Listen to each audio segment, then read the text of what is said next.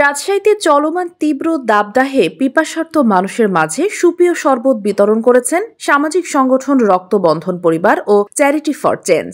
রোববার দুপুরে রাজশাহীর মহানগরীর কোর্ট স্টেশন এলাকায় সাধারণ পথচারী, গাড়ি চালক, যাত্রী, শ্রমজীবী মানুষের মাঝে বিনামূল্যে শরবত বিতরণ করেন সংগঠনটির স্বেচ্ছাসেবীরা।